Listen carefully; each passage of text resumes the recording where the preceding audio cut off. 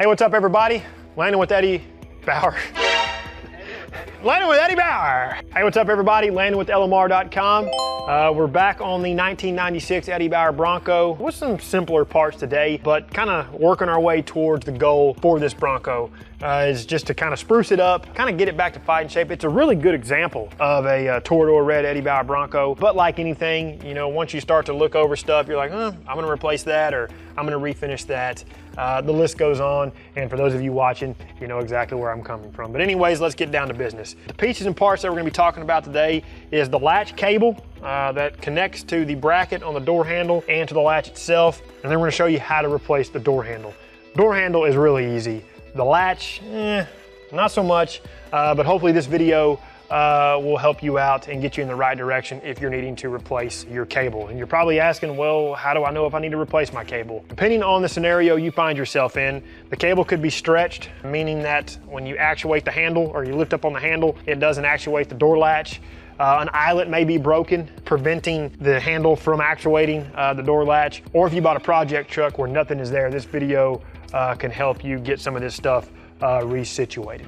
To service these parts, you will need to remove the door panel. We've already set aside a separate video for that. We'll leave a link for it down in the description. And kind of like y'all hear me say in other videos, whenever you have to remove something like a door panel, kind of think of some other stuff in the area that you'll have to service as well. Run channel weather strip, door lock actuator, window motor, window regulator, moisture barrier, or even install some SVE sound deadener. And all the stuff that we're talking about today, we'll have links in the description as well. So now that we got all that covered, we'll move into the installation procedure for the door latch cable and the inner door handle. With the door panel removed from the truck, remove the moisture barrier if it's still there. Make sure the window is all the way up, and then disconnect the negative battery cable. Take a small pry bar and lift up from the bottom of the cable collar to remove it from the bracket. Maneuver the eyelet through the opening. Now the next few steps are pretty tricky. Start by removing the 11mm bolt, securing the run channel weather strip guide to the door frame. Reach inside and pull the weather strip out of the guide. If it's still in place, dislodge the harness clip from the channel guide. The clip on this Bronco wasn't attached. Remove the guide and set it aside. Tuck the tail of the run channel weather strip up into the door frame. Find the rod that is attached to the outer door handle, roll the clip around the rod, and pull it out of the handle mechanism. Now you'll need to remove the rod from the lock cylinder. Take a small pry bar or something similar and spread the retaining tabs away from each other. Keep tension on the tabs and then slide the rod out of the retainer. Loosen and remove the 3 screws securing the latch to the door. These are always pretty tight, so you may need to use a hammer-driven impact, electric, or battery-powered impact. Just make sure you keep pressure on the Phillips head bit so you don't round off the screw. I would also make quick pulses or bursts if you're using an electric or pneumatic impact. Now you want to roll the latch towards the inside of the door in order to remove the door lock actuator rod. You'll notice that the end of the rod has a curve, which is why you have to move the latch the way you do. Bring the latch assembly forward and feed the cable out of the door frame. Then you'll want to maneuver the rod to the door frame, followed by the latch. Set the latch on a workbench. Dislodge the strap on the plastic cover and remove it from the latch. Use some pliers to press the cable collar out of the latch bracket.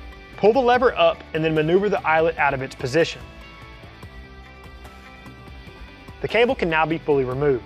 Make a mental note or take a picture of the rods and then remove them from the latch. Clean up the latch with some WD-40 or naphtha with an assortment of brushes. Take the new cable and find the eyelet with the S-bend and install it into place. Seat the collar with a pair of pliers. Then apply fresh grease to all areas that have some sort of contact or actuation. Clean up the rods with a green scuff pad and some WD-40. Reinstall the door lock rod back onto the latch. This has to be done before the latch is reinstalled due to its location. The other 2 rods can be installed once the latch is reinstalled. However, for this video, you'll see me install the latch with all the rods attached. Clean up the plastic cover and reinstall it. Feed the latch assembly into the door frame. Resituate the actuator rod so that the end is positioned correctly. Rotate the latch and then reinstall the actuator rod onto the latch. Basically what you're doing here is reversing the removal procedure. Before installing the latch screws, feed the door lock rod through the opening in the door frame. Position the latch back into place and start one of the screws.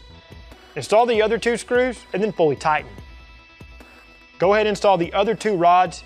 Reattach the short rod to the lock cylinder and then the longer rod to the door handle.